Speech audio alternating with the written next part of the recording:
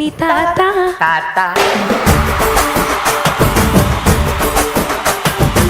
നല്ല കാലത്ത് ഇപ്പൊ നിങ്ങളൊക്കെ എന്റെ സുഹൃത്തുക്കളാണല്ലോ.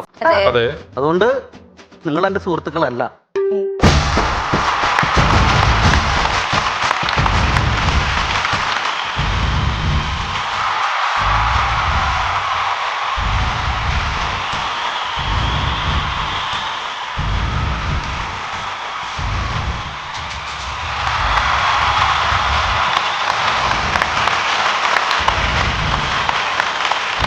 ന്യൂനമർദ്ദമേ ന്യൂനമർദ്ദമേ കടലിൽ നീ രൂപം കൊണ്ടതെന്തിനാണ് ഹേ?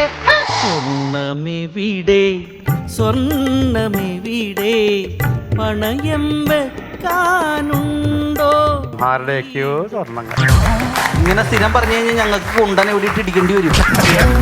ഞാനൊരു ചോദ്യം ചോദിക്കും, അതിന് കൃത്യമായിട്ട് ആദ്യം ആര് ഉത്തരം പറയുന്നോ അവൻ അല്ലെങ്കിൽ അവളോ ഇവിടെ ഇത് ചെയ്യും, മത്സരിക്കും.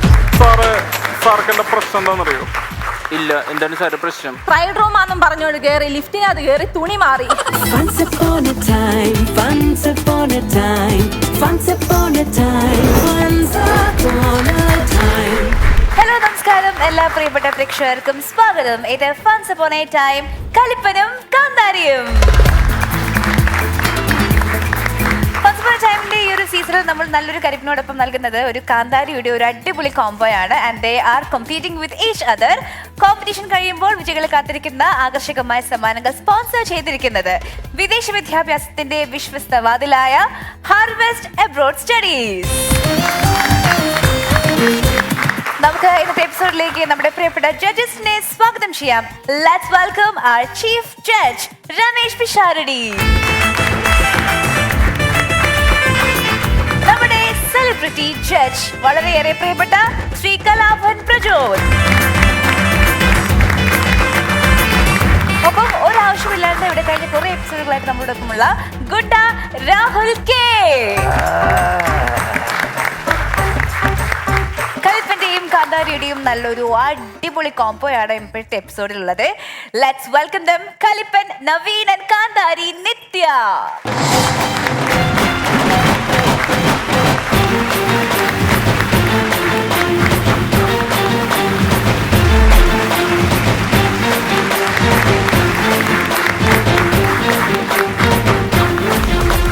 ഇപ്പൊ രണ്ടുപേരും രണ്ടും കൽപ്പിച്ചു തന്നെയാണ് അല്ലേ? പിന്നല്ലാതെ. പിന്നെ അല്ല. രമേശേട്ടാ കണ്ടായിരുന്നോ? ആര് വന്നിരിക്കുന്നേ? നവീനെ, എന്തുണ്ട് വിശേഷം? സുഖം. പാലക്കാട് അമൃതയും ഇവിടുന്ന് കൊല്ലത്തുനിന്ന് മറ്റേതും തമ്മിൽ കൂട്ടിയിടിച്ചാൻ അവിടെ കിടന്ന്. അതെ അതെ അതെ ഒരു കൂട്ടുകാരിയൊക്കെ ഉണ്ടായിരുന്നു. നിത്യേ, എന്തോ എന്താ വിശേഷം? സുഖമായിട്ടിരിക്കുന്നു. സുഖം. കൊട്ടാരക്കരയില് എല്ലാവർക്കും സുഖം. കാലാവസ്ഥ നല്ല കാലാവസ്ഥ. ഓക്കെ, അപ്പൊ നമ്മുടെ കൽപ്പനും കാന്താരിന്റെ ഇതാണ്. അപ്പോ ചൂടായിട്ട് തന്നെ നമുക്ക് മത്സരത്തിലേക്ക് കടന്നാലോ? തുടങ്ങാം. പക്ഷെ അതിന് മുമ്പ് നിങ്ങൾക്ക് ഒരു ചൂട് ചലഞ്ച് ഞാൻ തരും. Okay. That is PSC challenge. നമ്മുടെ മലയാള ടെലിവിഷനിൽ നമുക്ക് ഒരിക്കലും ഒഴിച്ചുകൂടാനാകാത്ത ഒരു വ്യക്തിത്വമാണ് ഈ ചലഞ്ചുമായിട്ട് എത്തുന്നത്. പ്രത്യേകിച്ച് പറയണ്ടല്ലോ. ഇല്ല, അറിയാം. മാമൻ. ഓക്കെ.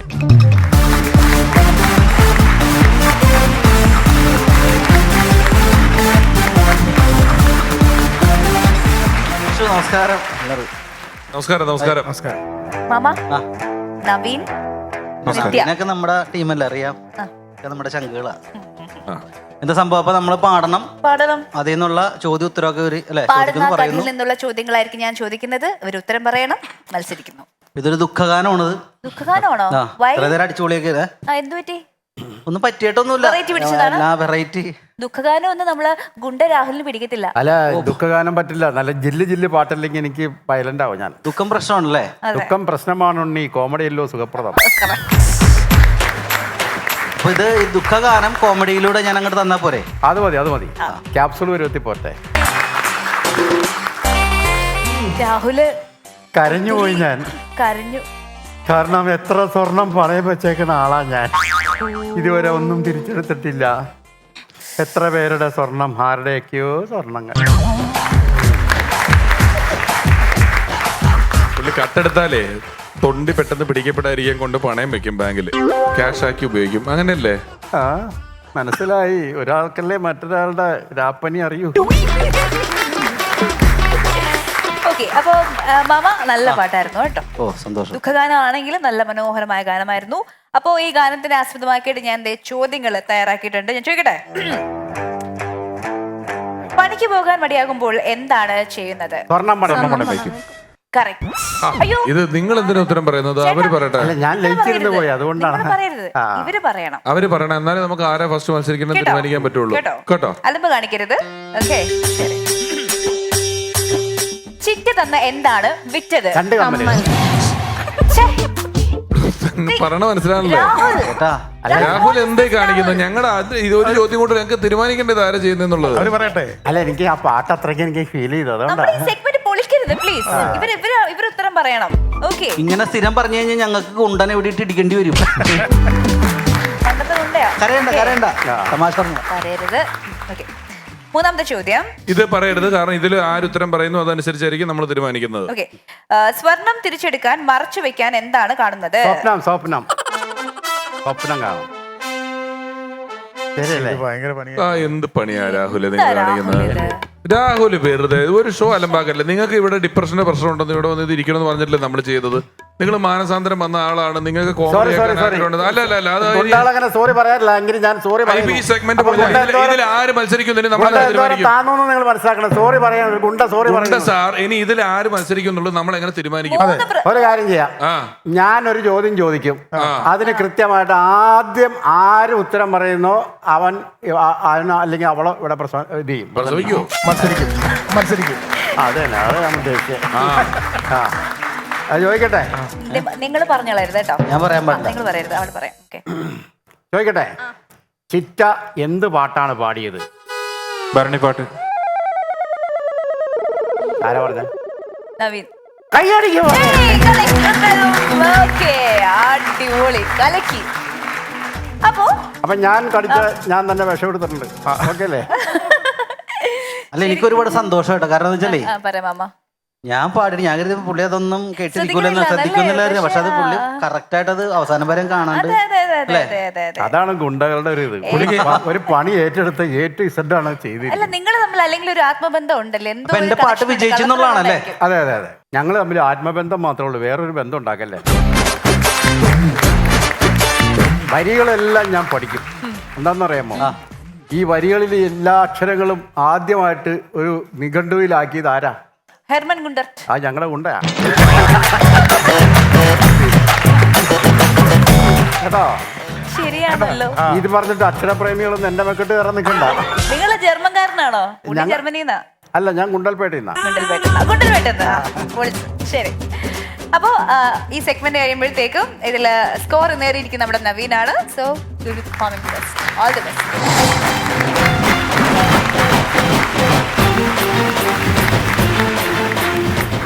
നമസ്കാരം, ഞാൻ നവീൻ.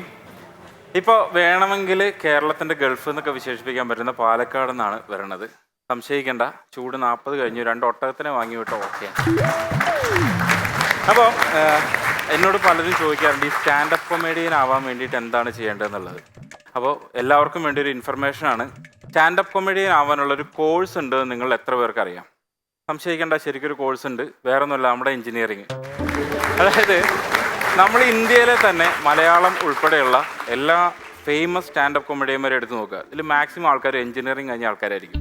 ഇതെന്തുകൊണ്ടാണ് ഇങ്ങനെയെന്നുള്ളത് ഞാൻ ചിന്തിച്ചപ്പോൾ എനിക്കൊരു ഉത്തരം കിട്ടി. നമ്മൾ ഈ ചെറിയ ക്ലാസ്സിൽ ലസാഗു ഉസാഗയൊക്കെ പഠിച്ചിട്ടില്ലേ? ഇല്ലേ? എന്ത് കാര്യത്തിന്? അല്ലേ? ഈ ലസാഗുവിൻ്റെ ഉസാഗയുടെയൊക്കെ വല്യച്ഛനും മുത്തച്ഛനൊക്കെയാണ് ഇതിൻ്റെ സിലബസിലുള്ളത്. ഇതെന്താണ്, ആരാണ്, എങ്ങനെയാണെന്നൊന്നും അറിയാണ്ടാണ് ഒരുപാട് പേര് ഈ എഞ്ചിനീയറിംഗ് പാസ്സാവണം എന്നുള്ളതാണ് ഏറ്റവും വലിയൊരു കോമഡി. ഇതിൻ്റെ ഒരു എക്സ്റ്റൻഷൻ ആയിട്ടായിരിക്കും മിക്കവാറും ആളുകൾ ഇങ്ങനെ സ്റ്റാൻഡപ്പ് കൊമഡിയൻ ആവണത് എന്നാണ് എൻ്റെ ഒരു ഇത്. അപ്പോൾ സ്റ്റാൻഡപ്പ് കൊമഡിയൻ ആവാൻ ആഗ്രഹിക്കുന്ന ഒരു കാര്യം ചെയ്യുക, എഞ്ചിനീയറിങ്ങിന് പോയി ചേരുക. ഈ സാധനങ്ങളൊക്കെ എന്താണെന്ന് അറിഞ്ഞു പഠിച്ച എഞ്ചിനീയർ ആവാം, ഇല്ലെങ്കിൽ സ്റ്റാൻഡപ്പ് കൊമഡിയൻ ആവും. എന്തായാലും രക്ഷപ്പെടാനുള്ള ചാൻസ്. ഇനി ഞാൻ എൻ്റെ ജീവിതത്തിലുണ്ടായ ചില പാഠങ്ങൾ നിങ്ങളിലേക്ക് അറിയിക്കുകയാണ്. അതായത് ഞാൻ ചെറുപ്പത്തിൽ നല്ല കുട്ടിയായിരുന്നു, വളരെ നല്ല കുട്ടി. ഇപ്പോഴത്തെ പോലെയൊന്നും അല്ല, വളരെ എന്താ പറയുക, അനുസരണമുള്ളൊരു കുട്ടി. ക്ലാസ്സിലൊക്കെ കറക്റ്റായിട്ട് പോകും, ആര് പറഞ്ഞാലും അനുസരിക്കും. അതായത് നാട്ടുകാരുടെ സർട്ടിഫിക്കറ്റ് വാങ്ങണം, അതിന് വേണ്ടിയിട്ടുള്ളൊരു പരിപാടിയായിരുന്നു. അപ്പോൾ ഞാൻ പാലക്കാടാണല്ലോ, അപ്പോൾ ഒരു സാധാരണ പാലക്കാടുകാരനോട് എന്നെ പറ്റി ചോദിക്കുകയാണെങ്കിൽ, എന്താ അല്ലേ ചെക്കൻ, അവൻ സ്വത്ത് കട്ട, ഇങ്ങനത്തെ ചെക്കന്മാരെ കാണണം എന്നൊക്കെ പറഞ്ഞിട്ട് ഇവർ ഭയങ്കരമായിട്ട് പറയും. എൻ്റെ ഒരു കൂട്ടുകാരനുണ്ട്, ഇവൻ വീടിനടുത്ത് തന്നെയാണ്, അത്യാവശ്യം നല്ല കുരുത്തക്കേടാണ്. ഇവനെ പറ്റി ചോദിക്കുകയാണെങ്കിൽ ഈ വെതറുകടിയനെ കൊണ്ട് ഒരു നിവൃത്തിയില്ല, ഇവനെ കണ്ട അന്നത്തെ ദിവസം അങ്ങോട്ട് പോവാണ്, ഇവ ഒരിക്കൽ നന്നാവില്ല എന്ന് എനിക്കറിയാം എന്ന് പറഞ്ഞാൽ അവൻ ഇന്ന് 7 ലക്ഷം രൂപ വാങ്ങിയിട്ട് UK ജോലി ചെയ്തുകൊണ്ടിരിക്കുകയാണ്. ഈ സമയത്ത് അവനെ പറ്റിയിട്ട് ഇതേ നാട്ടുകാരനോട് ചോദിച്ചു കഴിഞ്ഞാൽ അവൻ പറയും, എനിക്കറിയാം, അവൻ അന്നും അതെ ആക്റ്റീവാണ്, അവൻ്റെ അടുത്തൊരു ഫയർ ഉണ്ട്, ഇവൻ അന്നേ നന്നാവുമെന്ന് എനിക്കറിയില്ലേ. അപ്പോൾ എൻ്റെ ഒരു സംശയം, ഞാൻ ചോദിച്ചു, അന്ന് നല്ല സർട്ടിഫിക്കറ്റ് വാങ്ങിയ ആളാണല്ലോ ഞാൻ, അപ്പം ഞാൻ എങ്ങനെയാണെന്ന് ചോദിച്ചാൽ പറഞ്ഞേ, നീ എന്താണ്ടാ അന്നും അതെ ഒരു ഭാഗത്ത് വെച്ച് അങ്ങനെ ഇരിക്കും, ഒരു പഴം. അപ്പം അന്നത്തെ കുരുത്തം കെട്ടവൻ ഇന്നത്തെ ആക്റ്റീവും, അന്നത്തെ നല്ല കുട്ടി ഇന്നത്തെ പഴവും. അപ്പം നാട്ടുകാരുടെ സർട്ടിഫിക്കറ്റിന് വേണ്ടി നമ്മൾ ജീവിക്കരുത്, നമ്മൾ നമ്മുടെ ഇഷ്ടത്തിന് ജീവിക്കുക. ഇതാണ് പാഠം നമ്പർ 1. നാട്ടുകാർ കഴിഞ്ഞ് ഇനി കൂട്ടുകാരിലേക്ക് പോവാം. എനിക്ക് കുറച്ച് നല്ല കൂട്ടുകാരാണ്, അതായത് ഒരു സമയത്ത് എന്നെ പൊന്നുപോലെ നോക്കിയിരുന്ന ആളുകളാണ് എൻ്റെ കൂട്ടുകാർ. അത് ഞാൻ വെള്ളം അടിക്കാത്ത എന്നെ ഇവരുടെ വെള്ളമടി കമ്പനിയിൽ കൊണ്ടിരുത്തും, ഒരാവശ്യമില്ല, വെറുതെ. അതുപോലെ ഈ ടൂറൊക്കെ പോകുമ്പോൾ ഇവന്മാർ കയ്യിൽ നിന്ന് പൈസ എടുത്തിട്ട് എന്നെ കൊണ്ടുപോകും. അങ്ങനെ എല്ലാ കാര്യത്തിനും ഞാനില്ലാത്തൊരു പരിപാടി അവർക്കില്ല. പിന്നെയാണ് ഇതിൻ്റെ ടെക്നിക്ക് എനിക്ക് മനസ്സിലായത്. അതായത് ഈ ടൂറൊക്കെ പോണ സമയത്ത് വെള്ളം അടിക്കാത്തൊരു ഡ്രൈവറെ കിട്ടും അവർക്ക് ഫ്രീ ആയിട്ട്. പിന്നെ രണ്ടാമത്തത്, ഈ കുപ്പി എന്നെ ധൈര്യമായിട്ട് ഏൽപ്പിക്കുക. ഞാൻ ഈ പട്ടിയുടെ കയ്യിൽ പുതിയ തേങ്ങ കിട്ടിയ പോലെ ഇങ്ങനെ പിടിച്ചുകൊണ്ട് നടക്കും, വേറെ വല്ലതാണെങ്കിൽ ഇത് പൊട്ടിച്ച് അടിച്ചുകൊണ്ട് നടക്കും. അപ്പോൾ അതിന്ന് പഠിച്ചൊരു പാഠം എന്താണെന്ന് വെച്ച് കഴിഞ്ഞാൽ, ഒരാവശ്യമില്ലാണ്ട് ഒരുത്തനും നമ്മളെ പൊക്കിക്കൊണ്ട് നടക്കില്ല. അപ്പോൾ ആരെങ്കിലും നമ്മളെ ആവശ്യമില്ലാതെ പുകഴ്ത്ത് കണക്ക് മനസ്സിലാക്കുക, അതിൻ്റെ പുറകിൽ എന്തോ ഒരു പണി വരുന്നുണ്ട്.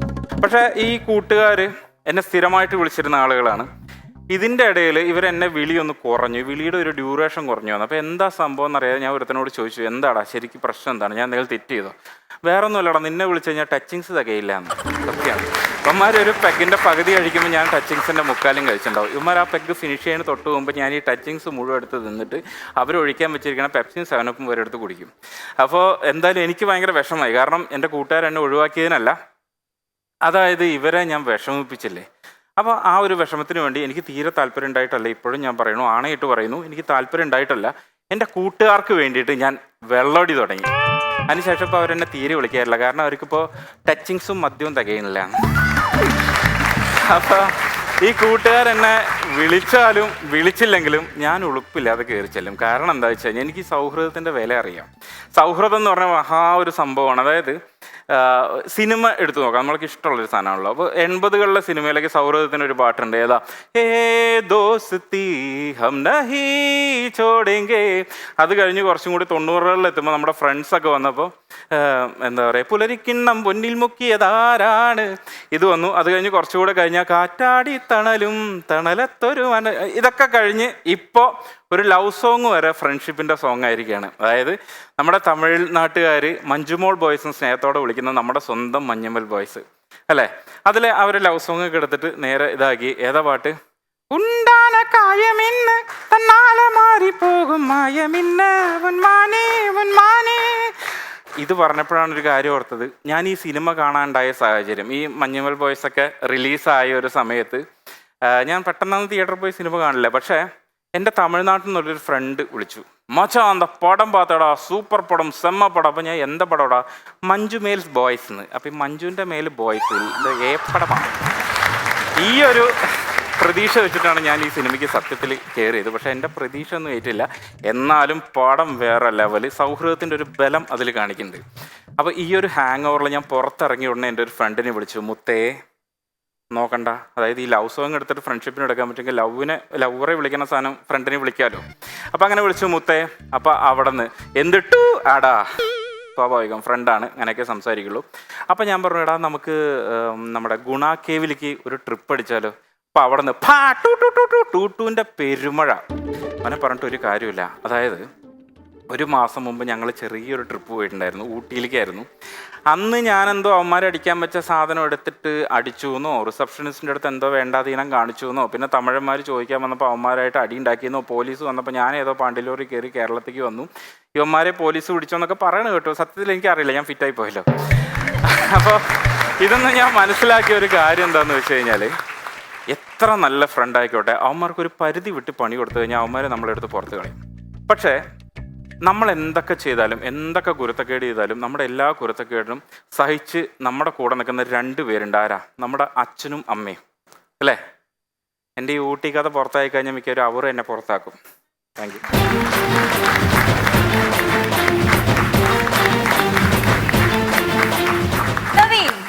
നവീൻ വളരെ വളരെ നല്ല പെർഫോമൻസ് ആയിരുന്നു.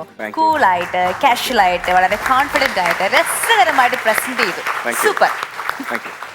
ചേട്ടാ നവീനെ, നിങ്ങളെല്ലാം ഇവിടുന്ന് ഈ പോയതാണല്ലോ ഒരു റൗണ്ട് പെർഫോമൻസ് കഴിഞ്ഞത്. നിങ്ങൾ ഇത് കഴിഞ്ഞ് എന്തോ നീ സ്റ്റാൻഡപ്പ് പറഞ്ഞ പോലെ എന്തോ കോഴ്സ് അറ്റൻഡ് ചെയ്യുന്നുണ്ടോ എന്ന് ഞാൻ സംശയിക്കുന്നു. എല്ലാവരും വളരെ ഗംഭീരമായ തിരിച്ചുവരവുകളാണ് നടത്തുന്നത്. അന്നത്തെ ആളെ അല്ല വരുമ്പം വളരെ കാഷ്വൽ ആണ്, വളരെ ടെൻഷൻ ഫ്രീ ആണ്, നല്ല സ്ക്രിപ്റ്റ് ആണ്, നല്ല ടൈമിംഗ് ആണ്, നല്ല മോഡുലേഷൻ ആണ്. അത്യാവശ്യം നല്ല ഗംഭീര പ്രകടനമായിരുന്നു. സൂപ്പറായി കേട്ടാ. നവീനെ, ശരിക്കും ഒരു അധ്യാപകൻ നിന്ന് കുട്ടികൾക്ക് ക്ലാസ് എടുക്കുന്ന പോലെ ഉള്ള ഫീലായിരുന്നു. കാരണം നവീൻ അവിടെ നിന്ന് ക്ലാസ് എടുക്കുന്നു, ഞങ്ങൾ കുട്ടികളെ ഇവിടെ ഇരുന്ന് കേട്ടുകൊണ്ടിരിക്കുന്നു. അതുപോലെ രസകരമായിരുന്നു. എല്ലാ കാര്യങ്ങളും ഈ പറഞ്ഞ പോലെ എല്ലാം കറക്റ്റായിട്ടുള്ള കൗണ്ടറുകളൊക്കെ പറഞ്ഞു. പിന്നെ ഫ്രണ്ട്ഷിപ്പിൻ്റെ ബലത്തെക്കുറിച്ചൊക്കെ പറഞ്ഞു. നല്ല പെർഫെക്റ്റായിട്ട് പോയി എന്നുള്ളതാണ്. അതിനകത്ത് വേറെ ഒഴുക്കൊന്നും വന്നില്ല. പിന്നെ വേറെ ഇപ്പം എന്താണ് ചെയ്യുന്നത് ആക്ച്വലി? ഇത് കൂടാതെ മിമിക്രി ആർട്ടിസ്റ്റ് തന്നെയാണ്. അത്യാവശ്യം പാട്ട് അല്ല. ഓക്കെ. അല്ല, എഞ്ചിനീയറിംഗ് അല്ല, ഞാൻ ഡിപ്ലോമ കഴിഞ്ഞതാണ്, എഞ്ചിനീയറിംഗിലേക്ക് എത്തിയില്ല. ഡിപ്ലോമ കഴിഞ്ഞാണ്. പിന്നെ നേരത്തെ പറഞ്ഞ അവസ്ഥ ആയതുകൊണ്ട്. അല്ല, ഒരു കാര്യം സത്യം ഉണ്ടതിൽ അല്ലേ, കൂടുതലും കാര്യം എഞ്ചിനീയറിംഗ് സ്റ്റുഡൻസ് ആണ് ഇപ്പോൾ കൂടുതലും ഈ സ്റ്റാൻഡപ്പ് കോമഡികൾ ഒരുപാട് നമ്മൾ യൂട്യൂബ് ചാനൽ നോക്കി അറിയാൻ പറ്റും. എന്താണ് അതിനകത്ത് വല്ല രഹസ്യം ഉണ്ടോ അങ്ങനെ ചെയ്യുന്നതിനകത്ത് വല്ലോ? അറിയില്ല, മിക്കവാറും വേറെ പണി കിട്ടാത്തോണ്ട് എന്റെ ഒരവസ്ഥ വെച്ച് ഞാൻ പറയാം. വേറെ മേഖലകളിലേക്ക് മാറുന്നവർ ഒരുപാട് പേരുണ്ട്. സിനിമയിലേക്കും ഒക്കെ വന്നവർ ഒരുപാട് പേര്. അല്ല, ഞാൻ പറഞ്ഞ സിനിമ ഉള്ളവരല്ല. ഇപ്പൊ നിവിനും അജു ഇവരെല്ലാവരും ഒരു ബാച്ചല്ലേ? ഒരുപാട് പേരുണ്ട്. അടിപൊളിയായിരുന്നു കേട്ടോ. ഈ ഗുണ്ടാപ്പണി ഇല്ലാത്തപ്പോ ഗുണ്ടകൾ എന്തെടുക്കുന്നതിനെ പറ്റി നീ ഏതെങ്കിലും മനുഷ്യൻ ചിന്തിച്ചിട്ടുണ്ടോ? നല്ല ഐഡിയ ഉണ്ടോ? ഗുണ്ടാപ്പണി ഇല്ലാത്തപ്പോ ശരിക്കും പറഞ്ഞ ഈ കള്ളു കുടിക്കാൻ പോലും കാശില്ലാണ്ട് കട്ടൻ ചായയും പരിപ്പോടയും തിന്നിട്ട് നല്ല മഴയത്ത് യേശുദാസിന്റെ പാട്ട് കേട്ടിങ്ങനെ ഇരിക്കാനാണ് ഗുണ്ടകളൊക്കെ ചെയ്യുക. അപ്പൊ അതുപോലത്തെ ഒരു അനുഭൂതിയായിരുന്നു നിങ്ങൾ അവതരിപ്പിച്ചപ്പോൾ. നല്ല നനുത്ത ശബ്ദം. അങ്ങനെ ആ നനുത്ത ശബ്ദത്തിനുള്ളിലൂടെ വളരെ സരസമായിട്ട് ഇങ്ങനെ പറഞ്ഞപ്പോൾ ഇങ്ങനെ ഒരു നല്ലൊരു ഫീലിൽ ഇങ്ങനെ കേട്ടിരുന്നു. പക്ഷെ എൻ്റെ ഗുരുനാഥൻ, ഗുണ്ടകൾക്കൊക്കെ ഗുരുനാഥന്മാരുണ്ടാവല്ലോ, എൻ്റെ ഗുരുനാഥൻ എൻ്റെ അടുത്ത് എപ്പോഴും പറയും, എടാ നീ മനുഷ്യനാവണം. അപ്പം ഞാൻ ചോദിച്ചു, ഇപ്പം എന്താ മൃഗമാണോ? അല്ല, നിൻ്റെ കാട്ടാള സ്വഭാവമല്ല ഞാൻ പറഞ്ഞത്, നീ ഒരു മനുഷ്യനാവണം. അപ്പോൾ പുള്ളി എപ്പോഴും ഇങ്ങനെ മനുഷ്യനാവണം എന്ന് പറയുമ്പോൾ ഞാനിതെന്താണ് ആലോചിച്ചു. അപ്പോൾ ആ പുള്ളി എൻ്റെ അടുത്ത് ഒരു ദിവസം ആ സത്യം പറഞ്ഞു, നീ 2 അടിക്കണം, അപ്പോഴേ നീ മനുഷ്യനാവുള്ളൂ. അപ്പം ഞാൻ ബോസിൻ്റെ അടുത്ത് ചോദിച്ചു, എൻ്റെ അടിയിൽ എഴുതി കാണിക്കണോട്ടോ നിയമപ്രകാരമായ മുന്നറിയിപ്പ്. അപ്പം ഞാൻ ബോസിൻ്റെ അടുത്ത് ചോദിച്ചു, ബോസേ അതെന്താണ് വെള്ളമടിച്ചാലാണോ മനുഷ്യനാവണം? അപ്പം അദ്ദേഹം പറഞ്ഞെന്താണെന്നറിയാമോ, വെള്ളമടിക്കുന്നത് വരെ മനുഷ്യരെല്ലാവരും മുഖം മൂടി ഇട്ടിട്ടാണ് നടക്കുന്നത്. ഞാൻ ഗുണ്ട രാഹുലിൻ്റെ മുഖം മൂടി, നിങ്ങളുടെ മുഖം മൂടി, ഡയാനയുടെ മുഖം മൂടിയാണ്. 2 വിട്ട് കഴിയുമ്പോൾ ഈ മുഖം മൂടിയൊക്കെ അങ്ങ് പോകും. പിന്നെ യഥാർത്ഥ മനുഷ്യൻ പുറത്തേക്ക് വരും. അതിനകത്തായിരിക്കും ചിലപ്പോൾ കരയുന്ന ആൾക്കാരുണ്ടാവും, വെള്ളമടിച്ച് ചിരിക്കുന്ന ആൾക്കാരുണ്ടാവും, ദുഃഖങ്ങൾ പറയുന്ന ആൾക്കാരുണ്ടാവും. പക്ഷെ ഒരു കാര്യം ഞാൻ പറയാം, വെള്ളമടി അത്ര നല്ല സംഭവമൊന്നുമല്ല. പക്ഷെ വെള്ളമടിക്കുന്നവരെ വീട്ടിൽ കയറ്റാം, നല്ല മിടുക്കന്മാരായിരിക്കും.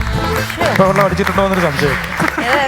ഞങ്ങൾക്ക് തരാതെ നിങ്ങൾ മാത്രം ഇത് എവിടുന്ന, നിങ്ങൾക്ക് മാത്രം ഈ ഫ്ലോറിൽ എവിടുന്ന സാധനം കിട്ടിയത്? ഇത്ര നേരം ഈ സംസാരം ഇല്ലായിരുന്നല്ലോ. അതായത് വളരെ സിമ്പിൾ ആണത്. അതായത് ഒരുപാട് പേര് പറയാറുണ്ട്, ഈ കള്ള് കുടിച്ച് കഴിയുമ്പോൾ പലരുടെയും സ്വഭാവം മാറും, വേറെ സ്വഭാവം അലമ്പാവും എന്നൊക്കെ ഉള്ളത്. ശരിക്കും കള്ള് കുടിച്ചു കഴിഞ്ഞ് വരുന്നതാണ് ശരിക്കും സ്വഭാവം. ബാക്കിയുള്ള സമയത്താണ് അവൻ മാറി നടക്കുന്നത്.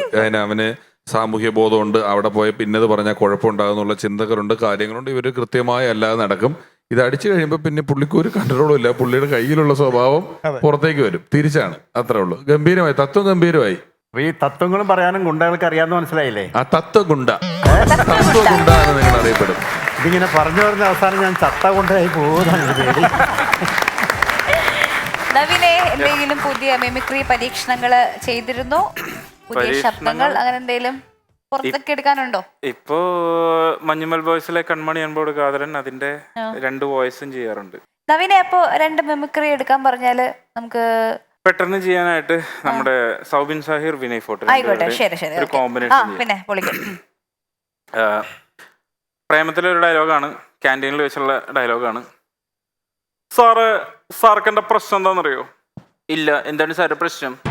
സാർ എൻ്റെ തലയിൽ മുടിയില്ല സാറേ. സാർക്ക് ഇന്നലെ തലയിൽ മുടി? സാറ് തലയിൽ മുടി കരണ്ടമ്പിൽ കാക്കി തുടങ്ങിണ്ടാവും. അല്ല സാറേ, കുറച്ചുകൂടെ സിമ്പിൾ സ്റ്റെപ്പ് ഉണ്ടാവും ഒന്ന് ഇംപ്രസ് ചെയ്യാൻ. സിമ്പിൾ സ്റ്റെപ്പ് ഇല്ല സാർ, സിമ്പിൾ സ്റ്റെപ്പ് ഇല്ല. അല്ല സാർ എന്താണ് അവനോട് പറയാൻ പോണത്? നാനുണ്ണായി കാതലിക്കറ്. അവളോട് പറഞ്ഞായിരുന്നാ? ഇല്ല, പറഞ്ഞില്ല. പറയണ്ട, മുഖത്ത് തുപ്പും. ഇതുപോലെ വേറെ എന്തെങ്കിലും കോംബോ ഉണ്ട്? അടിപൊളി കോംബോ ആയിരുന്നു കേട്ടോ. പിന്നെ സ്ഥിരം ചെയ്യുന്ന വേറെ എന്തെങ്കിലും കോംബോ? വളരെ കുറവാണ് ഇപ്പൊ ചെയ്യണത്. ശരി, ഓക്കെ. എനിവേ, ഇത് ഗംഭീരമായ കേട്ടോ, ഗംഭീരമായ സ്റ്റാൻഡപ്പും ഗംഭീരമായ മിമിക്രി അടിപൊളിയായി. All the best. Thank you. സ്റ്റാൻഡപ്പിന്റെ മത്സരവേദിയിൽ അടുത്തതായി എത്തുന്നു നിത്യ.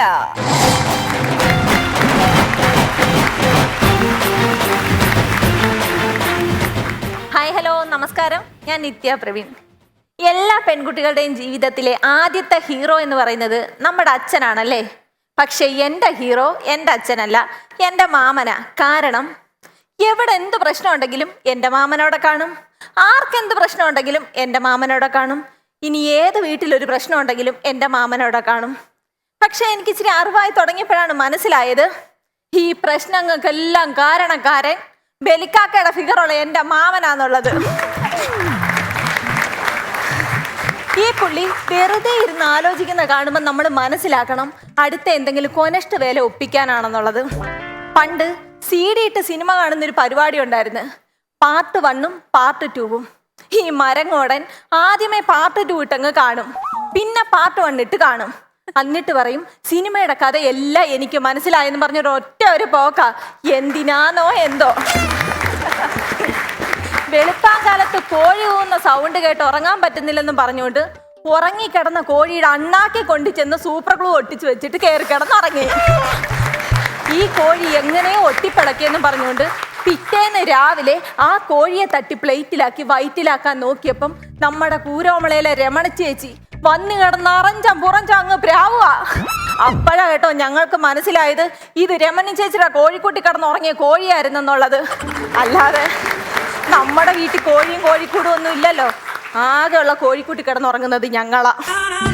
ഈ മാമന്റെ സ്വഭാവം ഇങ്ങനെ ആയതുകൊണ്ട് തന്നെ അപ്പൂപ്പൻ ഒരു കാര്യം അങ്ങ് തീരുമാനിച്ച് പുള്ളിയെ കൊണ്ടങ്ങ് പെണ്ണ് കെട്ടിക്കാന്ന്. അപ്പോഴോ ഇങ്ങനെ കൊടുക്കത്തെ ഡിമാൻഡ് നമ്മുടെ ഡയാനെ പോലൊരു പെണ്ണ് മതിയെന്ന്. ഡയാനയുടെ അത്രയും സൗന്ദര്യം വേണം, അത്രയും മുടി വേണം, അത്രയും നിറം വേണം. ഈ വേട്ടാവളിയനൊക്കെ പെണ്ണ് കിട്ടുന്നത് തന്നെ വലിയ കാര്യം. അങ്ങനെ അവസാനം തപ്പി പിടിച്ച് അത്രയും ഗ്ലാമർ ഇല്ലെങ്കിലും ഒരു പെണ്ണിനെ ഒപ്പിച്ച് എന്തായാലും ആ മണ്ടത്തരങ്ങളൊക്കെ കറക്റ്റ് അതുപോലെ തന്നെ ഉണ്ട്. അങ്ങനെ കല്യാണമൊക്കെ ഉറപ്പിച്ച് ഞങ്ങൾ ഡ്രസ്സ് എടുക്കാനായിട്ട് കടയിലേക്ക് പോയി. ഞങ്ങൾ ഡ്രസ്സ് എടുക്കാൻ കയറിയത് 3ാമത്തെ നില. കുറച്ച് കഴിഞ്ഞപ്പോഴുണ്ടേ താഴത്തെ നിലന്ന് ഭയങ്കര കരച്ചില്. എന്തുവാന്നറിയാൻ വേണ്ടി ഞങ്ങൾ എല്ലാവരും കൂടെ താഴത്തെ നിലയിട്ട് ഓടിച്ചെന്ന്. അപ്പോഴെന്തുവാ, തുണിയെടുക്കാൻ വന്ന 3 ചേച്ചിമാര് ബോധം കെട്ട് കിടക്കുന്നു. ഈ ബലിക്കാക്കയുടെ ഫിഗറുള്ള ഈ വൃത്തി കെട്ടവൻ ട്രയൽ റൂമാന്നും പറഞ്ഞോണ്ട് കയറി ലിഫ്റ്റിനകത്ത് കയറി തുണി മാറി. ലിഫ്റ്റ് ഇറങ്ങി താഴെ വന്നപ്പോ തുറന്ന് നോക്കിയപ്പോഴേ എന്തുവാന്ന് സംഭവം എന്താന്ന് വെച്ച് കഴിഞ്ഞാലേ ഈ മാമന് തുണിയില്ല, മണിയില്ല, എല്ലാരും കണ്ട് പേടിച്ച് നിൽക്കുക. അങ്ങനെ അവസാനം ഞങ്ങള് മാമനെ വിളിച്ചോണ്ട് വന്ന് കല്യാണം അങ്ങ് നടത്തി. കല്യാണം കഴിഞ്ഞ് ആദ്യ നാളിൽ മാമിക്ക് MAക്ക് പഠിക്കണമെന്ന് ആഗ്രഹം മാമനോട് പറഞ്ഞപ്പം മാമൻ കേട്ടതിൻ്റെ കുഴപ്പമാണോ എൻ്റെ മാമ പറഞ്ഞതിൻ്റെ കുഴപ്പമാണോന്ന് എനിക്കറിയത്തില്ല. MAക്ക് വർഷം പഠിക്കേണ്ട കോഴ്സ് 9 മാസം കൊണ്ട് അമ്മയ്ക്ക് പഠിപ്പിച്ച് പുള്ളിക്കാരി അങ്ങ് വീട്ടിലിരുത്തി. അതിന് കിട്ടിയ സർട്ടിഫിക്കറ്റ് അലമാരിക്കകത്ത് വെക്കാൻ പറ്റാത്തത് കൊണ്ട് മാത്രം ഇപ്പം വീട്ടിൽ ഓടിക്കളിച്ച് നടക്കുന്നു.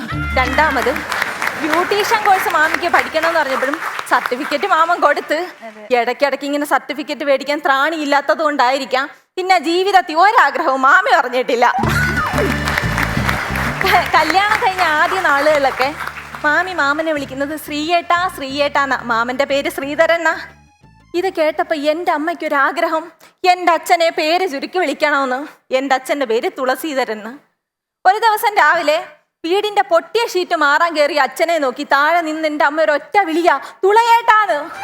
സത്യം പറയാലോ, പാവം പിടിച്ച എൻ്റെ അച്ഛൻ 1.5 മണിക്കൂറില്ല ശ്രീകൃഷ്ണൻ നിൽക്കുന്നോണോ അങ്ങ് നിന്ന്.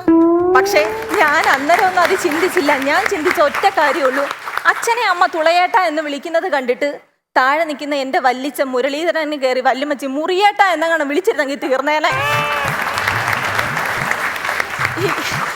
ഈ മാമന്റെ വെള്ളമടി കൂടിക്കഴിഞ്ഞപ്പം മാമനെ ഉപദേശിക്കാനായിട്ട് വല്ലിച്ചൻ എൻ്റെ അച്ഛനെ പറഞ്ഞു വിട്ട്, നിങ്ങളൊന്ന് ചിന്തിക്കണം, ഈ അണലിയെ ഉപദേശിക്കാൻ വേണ്ടിയിട്ട് രായവെമ്പാലെ പറഞ്ഞു വിട്ടേക്കുന്നു. ഇത്തിരി കഴിഞ്ഞപ്പോൾ 2 പാമ്പുകളും ഇല്ല. എന്തുവാ, റോഡിൽ കിടന്ന് നാഗനൃത്തമായിരുന്നു. എൻ്റെ മാമിയുടെ ചെരവ കറക്റ്റ് സമയത്ത് ഇടപെട്ടത് കൊണ്ട് പോലീസ് കേസൊന്നും ഉണ്ടായിട്ടില്ല. കുറച്ച് കഴിഞ്ഞപ്പോൾ 2 പാമ്പുകളും കൂടെ വരുന്നു. ആടുപാമ്പേ ആടാടു പാമ്പേ ആടാടു പാമ്പേ എന്നും പറഞ്ഞുകൊണ്ട് നമ്മുടെ അമ്മൂമ്മ ചാടി ഇറങ്ങിയ ഒരു സെന്റിമെന്റൽ ഡയലോഗാ. എടാ, നീയൊക്കെ എന്നെ ഓർത്തോ, നിന്റെ അച്ഛനെ ഓർത്തോ? ഓർക്കാഞ്ഞിട്ടല്ലമ്മേ, നിങ്ങൾക്കൂടെ തരാനുള്ള സാധനം കയ്യിലില്ലായിരുന്നെന്ന്. പിന്നെ അമ്മൂമ്മയെ കുറ്റം പറഞ്ഞിട്ട് കാര്യമില്ല.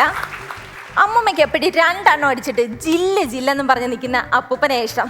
അങ്ങനെ ഇഷ്ടം കൂടി കൂടി ഇപ്പം ജില്ലെന്നും പറഞ്ഞ് നിൽക്കുന്ന മക്കൾ 10 എണ്ണം ചുറ്റി. അത് ഓർത്താ മതിയായിരുന്നു.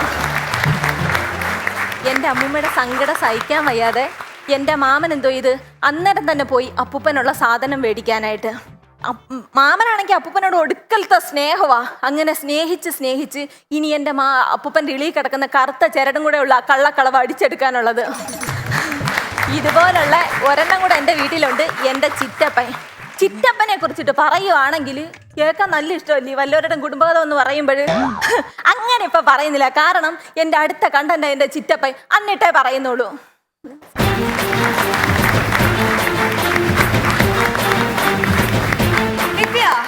നല്ല രസമുള്ള പെർഫോമൻസ് ആയിരുന്നു. ഭയങ്കര ക്യൂട്ടായിട്ട് തോന്നി. കഥകളും ഒക്കെ നല്ല തമാശയുള്ള കഥകളൊക്കെ ആയിരുന്നു. വീട്ടിലെ കാര്യങ്ങളൊക്കെ ഭയങ്കര രസമുണ്ടായിരുന്നു. ചേട്ടനോട് ചോദിക്കാം. രവിചേട്ടാ, ഇന്ന് നിത്യയുടെ ഭർത്താവ് ഇവിടെ വന്നിട്ടുണ്ട് ഷൂട്ടിംഗ് കാണാൻ വേണ്ടിയിട്ട്. അതെ, പ്രവീൺ. അതുകൊണ്ട് നിത്യ ഒന്നും തെറ്റിക്കാതെ വളരെ ഗംഭീരമായിട്ട് നന്നായിട്ട് പറഞ്ഞു. പുള്ളിനെ ഇനി എല്ലാ ദിവസവും ഇവിടെ കൊണ്ട് ചെയ്യാലോന്ന് ഞാൻ ആലോചിക്കുക. പ്രവീൺ വന്ന് നിന്നപ്പോ നിത്യ ഗംഭീരമായിട്ട് ചെയ്യുന്നുണ്ട് അല്ലേ? ചുമ്മാ പറഞ്ഞ അല്ലെങ്കിൽ നിത്യ നന്നായിട്ട് ചെയ്യുന്ന ആളാണ്. നല്ല രസമുള്ള പ്രകടനമായിരുന്നു.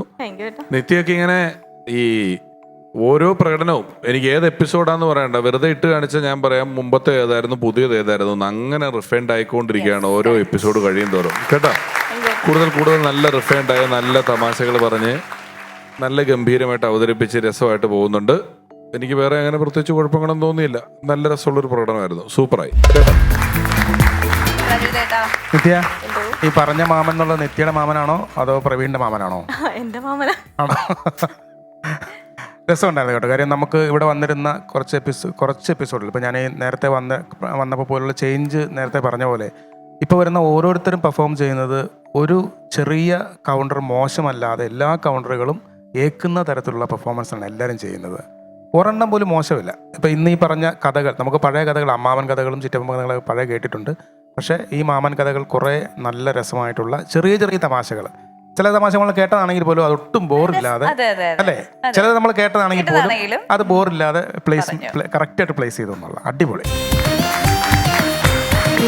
നിത്യയുടെ ആദ്യത്തെ പെർഫോമൻസ് മുതൽ നല്ലതായിരുന്നു. അപ്പോൾ വീണ്ടും കുറച്ചുകൂടെയൊക്കെ പോളിഷ് ചെയ്ത് നന്നാക്കിക്കൊണ്ട് വരുവാണ്. അതാണ് ഒരു വലിയ പ്ലസ് പോയിന്റ്.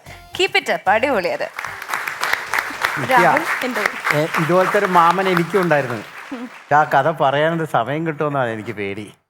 കാരണം വലിയ കഥയാ, അതുകൊണ്ടാ പറഞ്ഞു നോക്കാം. നമുക്ക് ഇല്ലെങ്കിൽ നോക്കാമല്ലോ. ഇല്ലെങ്കിൽ നമുക്ക് കളയാം. അതായത് ഈ മാമനൊരു കൂട്ടുകാരനുണ്ട്. അപ്പോൾ ഈ വീടിൻ്റെ അടുത്ത് ഒരു തള്ള ചത്തുപോയി. ഇപ്പോൾ കുഴിച്ചിടുന്നതായിട്ട് കുഴി കുത്തണം. അപ്പോൾ സ്ഥിരം കുഴി കുത്തുകാരൻ അന്ന് ചിക്കൻ ബോക്സ് വന്ന് കിടക്കുക, കുഴി കുത്താൻ ആളില്ല.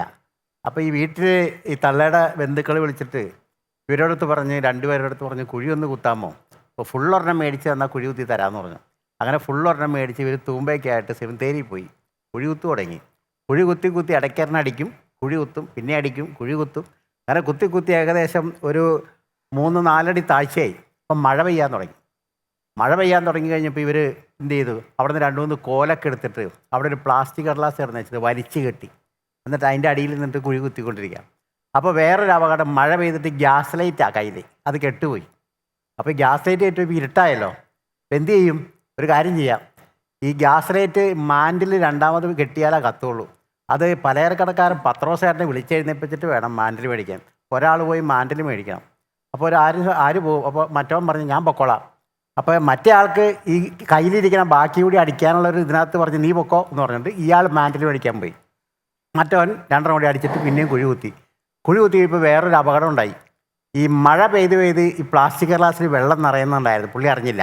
പുള്ളി ഇങ്ങനെ കുത്തി നിൽക്കുന്ന സമയത്ത് ഇതെല്ലാം കൂടി ഇടിഞ്ഞു പൊളിഞ്ഞ് പുള്ളിയുടെ തലയിലേക്ക് വീണ സമയത്താണ് മറ്റവൻ ഗ്യാസ് ലൈറ്റായിട്ട് വരണത്. ഗ്യാസ് ലൈറ്റായിട്ട് വന്നപ്പോൾ എന്താ, ഈ കുഴി കുത്തി കൊടുത്തൊന്നുമില്ല, അവിടെ നിന്ന് ഒരു കറുത്ത രൂപം പൊങ്ങി വരുന്നു. ഇത് കണ്ട വഴി അവൻ ഗ്യാസ് ലൈറ്റ് അവിടെ വെച്ചിട്ട് ഓടിക്കളഞ്ഞു. ഇയാളെ മുകളിൽ വന്നിട്ട് ഈ ഗ്യാസ് ലൈറ്റ് ഈ പ്ലാസ്റ്റിക് ഗ്ലാസ്സൊക്കെ വലിച്ചു മാറ്റി നോക്കിയപ്പോൾ ഒരു കല്ലറയുടെ അപ്പുറത്ത് നിന്ന് വെളിച്ചം വരുന്നു. അത് കണ്ട വഴി ബോധം കെട്ട് പിന്നെ അതിനകത്തേക്ക് തന്നെ വീണു. പിന്നെ പിറ്റേ ദിവസം രാവിലെയാണ് ഇതിൻ്റെ ക്ലൈമാക്സ്. പിറ്റേ ദിവസം രാവിലെ ഒരു വല്യമ്മ പള്ളിയിലേക്ക് വരാം. അപ്പോൾ ഈ വല്യമ്മയുടെ സ്ഥിരം വല്യപ്പൻ്റെ കുഴിയാണ് ഇവർ തുറന്നേക്കണത്. വല്യമ്മ വന്നു നോക്കിയപ്പോൾ അവിടെ കുഴിയിൽ ആരുമില്ല. കുഴി തുറന്ന് കിടക്കുന്നു. വല്യമ്മ വിചാരിച്ചു വല്യപ്പൻ ഉയർത്തെഴുന്നേറ്റോന്ന് വല്യമ്മയ്ക്ക് സന്ദേഹം. വല്യമ്മ വന്ന് കുഴിയിലേക്ക് നോക്കിയ സമയത്താണ് മറ്റടി കിടക്കുന്നവനില്ലേ, അവന് ബോധം വന്നിട്ട് കണ്ണ് തുറന്നിങ്ങനെ തുറക്കണ സമയത്താണ് വല്യമ്മ കാണുന്നത് വല്യപ്പൻ കിടക്കണ മാതിരി. വല്യമ്മ ബോധം കെട്ട് അവൻ്റെ മേത്തേക്ക് വീണു. അങ്ങനെ 2 പേരും കൂടി ആശുപത്രിയിൽ. വല്യമ്മ പടം, അവൻ 3 മാസം ആശുപത്രി.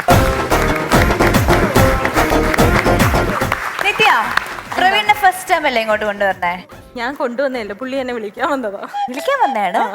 രാവിലെ മുതൽ കണ്ടതുപോലെ തോന്നി. രാവിലെ ഞാൻ പോരുന്നു, കൂടെ വന്നു, പുറകെ വന്നു. അതാണ്. അത് ശരി, എന്ത് ചെയ്യാൻ. എനിവേ, പെർഫോമൻസ് ഒക്കെ കലക്കി, നല്ല കമന്റ്സ് ആണ്. എന്താ പറയാ, ഓരോ പെർഫോമൻസുകൾ കഴിയുമ്പോഴത്തേക്കും നല്ല അടിപൊളിയായിക്കൊണ്ട് വരുന്നു. Keep it up. Thank you. അപ്പോൾ ഓൾ ദി ബെസ്റ്റ്. നമുക്ക് നമ്മുടെ ഇവരുടെ കൊട്ടാരക്കര ക്ഷേത്രത്തിൽ ഇപ്പോൾ ഒരു പ്രണയകഥ പറഞ്ഞല്ലോ നമ്മളോട്. അതെ, കഴിഞ്ഞ പ്രാവശ്യം. അതെല്ലാം നമ്മുടെ ദൃശ്യത്തിൽ ചോദിക്കുന്ന പോലെ ഇനി പ്രവീണിനെ വിളിച്ചിരുത്തി ചോദിക്കണം, കറക്റ്റ് ആണോ കാര്യങ്ങളെല്ലാം. നമുക്ക് ശരി ഉത്തരവല്ല കിട്ടിയത്. അതെ, കുറച്ച് വെള്ളം ചേർത്താ പറഞ്ഞത്. പ്രവീൺ കുറച്ച് ഇനി നമുക്ക് കുറച്ചുകൂടെ കഥകൾ പറഞ്ഞു തരും നിത്യയുടെ. ഇച്ചിരി കൂടി ഇട്ട് പറഞ്ഞു തരുമല്ലേ? അതെനിക്കറിയാം. Okay, all the best. Thank U. അപ്പോൾ ശരിക്കും പറഞ്ഞാൽ 2 ഓഫ് ദി ബെസ്റ്റ് പെർഫോമൻസസ് ആണ് നമ്മൾ ഇന്നത്തെ എപ്പിസോഡിൽ കണ്ടത്. 2 പേരും തകർത്തു, ഗംഭീരമായി. നിങ്ങൾക്ക് എത്ര മാർക്സ് ആണ് ലഭിക്കുന്നത്? ഇഞ്ചു പോരാട്ടം ആയിരുന്നല്ലോ, സോ എത്ര ഡിഫറൻസിലാണ് മാർക്സ് ലഭിക്കുന്നതൊക്കെ അറിയാം. രമേശ് ചേട്ടാ, ഇന്ന് ഇഞ്ചോടിഞ്ച് പോരാട്ടം ആയിരുന്നില്ല, ഇത് സെന്റിമീറ്ററോട് സെന്റിമീറ്റർ ആയിരുന്നു. അത്രയും വാശിയേറിയ പോരാട്ടമായിരുന്നു നടന്നത്. പിന്നെ കുറച്ചുകൂടെ ഇംപ്രവൈസ് ചെയ്തതാരാണ്, കൂടുതൽ പുതിയ വഴികളിലൂടെ പോയതാരാണ് തുടങ്ങിയതൊക്കെ ചിന്തിച്ചുകൊണ്ടാണ് നമ്മൾ വിധി നിർണ്ണയം നടത്തുന്നത്. നിത്യക്ക് 50-ൽ 46. 50-ൽ 46 Nithya. Total 92 out of 100. Congratulations Nithya, super, പൊളിച്ചു. നീ ഇവിടെ നവീൻ 50-ൽ 47. 47 out of 50. ഞാനും 3 മാർക്ക് കുറച്ചു, 47. അപ്പോൾ ടോട്ടൽ 94 ഔട്ട് ഓഫ് 100. അടിപൊളി. ഓക്കെ, നല്ല സ്കോർസ് ആണ് രണ്ടുപേർക്ക് ലഭിച്ചിരിക്കുന്നത്. 94 ൽ 4 കുറച്ചിരിക്കുന്നു. 90. ആർക്ക്? നിങ്ങൾക്ക് മാർക്ക് ഇടാനുള്ള അധികാരം ഇല്ല. ഇല്ലേ? നിങ്ങളെ സുഹൃത്ത് അവര് മാർക്ക് ഇടാതെ നോക്കിയാണ്. വേണ്ട, ഇട്ടോ. അത് തന്നെ ഉറപ്പിച്ചു. ഇന്നത്തെ എപ്പിസോഡിലെ best performer is Naveen. Once upon a time കലിപ്പനും കാന്താരിയും വിജയികൾക്ക് ലഭിക്കുന്നത് ഹാർവസ്റ്റ് എബ്രോഡ് സ്റ്റഡീസ് നൽകുന്ന സമ്മാനം.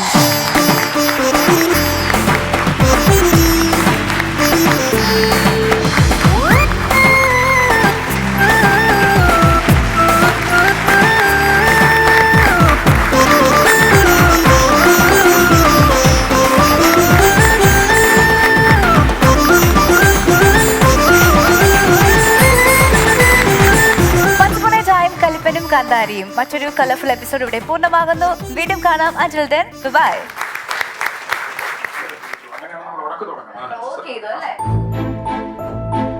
4 വർഷങ്ങൾ ഫൺസ് അപ്പോൺ എ ടൈം എന്ന ഈ പരിപാടിയിലൂടെ നമ്മൾ ഒരുപാട് ചിരികൾ പങ്കുവച്ചു. പ്രതിഭാധനരായ ഒരുപാട് പുതിയ കലാകാരന്മാരെ അവതരിപ്പിച്ചു, അവരെ നമ്മൾ പരിചയപ്പെട്ടു. അവരിൽ പലരും ഇന്ന് മലയാളത്തിലെ അറിയപ്പെടുന്ന സ്റ്റാൻഡപ്പ് കൊമേഡിയന്മാരായി മാറി.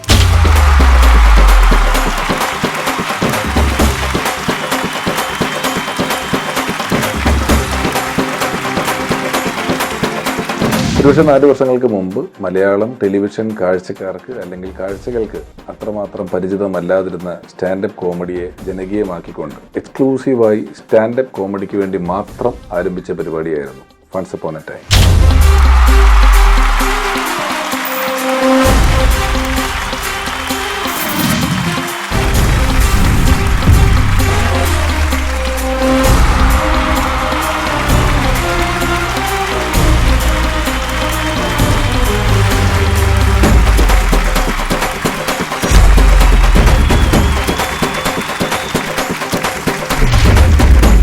നമ്മുടെ വൺസ് അപ്പോൺ എ ടൈമിന്റെ കലാകാരന്മാരെയും കലാകാരികളെയും പ്രോത്സാഹിപ്പിക്കാനും കാണാനും അവരോടൊപ്പം ചിരിക്കാനും എല്ലാം എത്തിയത് കലയുടെ ചിരിയുടെ വഴികളിൽ ഒരുപാട് ദൂരം താണ്ടിയാണ്.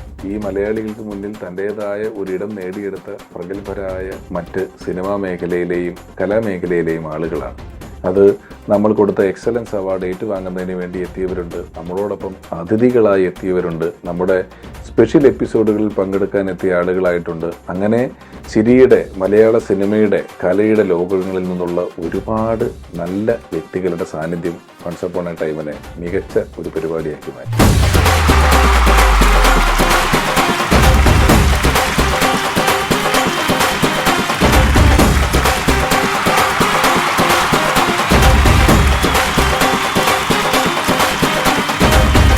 തൊണ്ണൂറുകളുടെ അവസാനം 2000-ന്റെ തുടക്കത്തിലൊക്കെയായി ഓഡിയോ കാസറ്റുകൾ നിന്നു പോകുന്നൊരു കാലഘട്ടത്തിൽ അതിനോടൊപ്പം ഇല്ലാതായ അല്ലെങ്കിൽ കലയിൽ എത്ര മുൻനിരയിൽ നിന്നും മാറ്റപ്പെട്ട ഒരു മേഖലയായിരുന്നു പാരഡി ഗാനങ്ങൾ എന്ന് പറയുന്നത്. ഒരുപക്ഷെ വീണ്ടും ഇത്രയേറെ ജനകീയമായ പാരഡി ഗാനങ്ങൾ മലയാളികൾക്ക് മുന്നിൽ അവതരിപ്പിക്കുവാൻ കേശവ മാമൻ എന്ന സുധീർ പറവൂരിന് സാധിച്ചു. മാനത്ത് പറക്കണ കാക്കനെ പിടിച്ചിട്ട് കുടിച്ചിട്ട് മറിച്ചിട്ട് കൊത്തണ കാക്കയെ ക്രൂരൻ കാക്കയെ കൂടവിടെ. മാനത്ത് പറക്കണ കാക്കനെ പിടിച്ചിട്ട് ധരിച്ചിട്ട് മറിച്ചിട്ട് കൊത്തണ കാക്കയെ ക്രൂരൻ കാക്കയെ കൂടവിടെ. കുനുകുനെ മണലരിച്ചു തരൂ, അരിപ്പ ഞാൻ എടുത്തു തരാ. തന്നെത്താനെ അങ്ങ് അരിച്ചാൽ മതി, സുഖമില്ല വിരലുകൾക്ക്. ചക്കക്കുരു എടുത്തു, ചട്ടിയിലിട്ട് വറത്തു, ചിന്നപ്പിന്റെ മുടിച്ചു, വയലിട്ട് കടിച്ചു, പ്രതികരിച്ചു, കുരു പ്രതിധ്വനിച്ചു. ഇതിനെന്തു പേര് കൊടുക്കാം? നമുക്കിതിനെന്ത് പേര് കൊടുക്കാം? കർണപടങ്ങൾക്ക് സ്വസ്ഥതയെ കാത്ത കർണാടകത്തിലെ പാട്ടുകാരാ, മക്കനായിലുള്ള മാക്കാച്ചി തവളയുടെ പേക്രം സൗണ്ട്സ് എത്ര ധന്യമെന്നോ. ഏറെ സ്വപ്നം കണ്ടുറങ്ങിയൻ തോളിൽ തട്ടി എയർ ഹോസ്റ്റസ്, കണ്ണിൻ മുന്നിൽ കൊണ്ടുവച്ചതോ 2 ബിയർ ബോട്ടിൽ. നിരവധി സിനിമകളിൽ നായികയായ ടെലിവിഷൻ പരിപാടികളിലൂടെ ഇപ്പോൾ നമുക്ക് നല്ല പരിചയമുള്ള ഡയാന ഒരു അവതാരകയായി എത്തുകയും പ്രേക്ഷകരുടെ മനസ്സിൽ അവതാരക എന്ന പേരിൽ കൂടെ ഒരിടം നേടാനും വൺസ് അപ്പോൺ എ ടൈം കാരണമായി.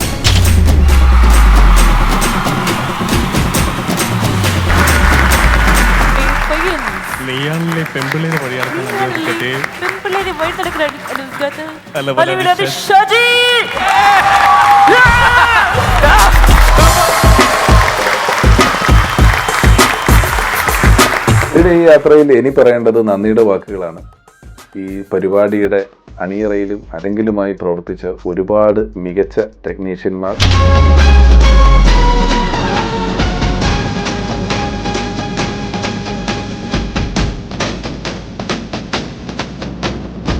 ആത്മാർത്ഥതയോടെ നിന്ന ഒരുപാട് കലാകാരന്മാർ, ഇതിന് നെടുനായകത്വം വഹിച്ചുകൊണ്ട് ഇതിൻ്റെ അമരത്ത് നിന്ന ഹരി പി നായർ എന്ന സംവിധായകൻ.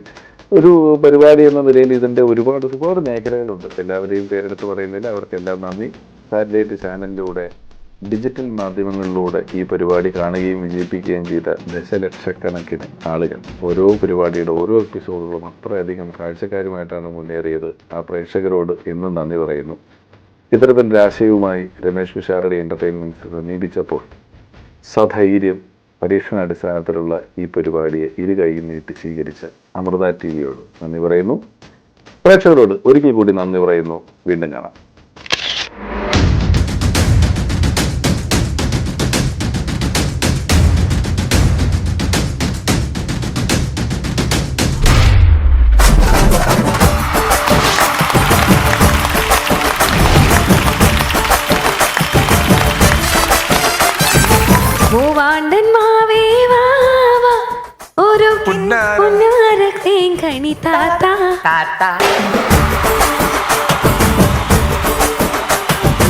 നല്ല കാലത്ത് ഇപ്പൊ നിങ്ങളൊക്കെ എന്റെ സുഹൃത്തുക്കളാണല്ലോ. അതുകൊണ്ട് നിങ്ങൾ എന്റെ സുഹൃത്തുക്കളല്ല.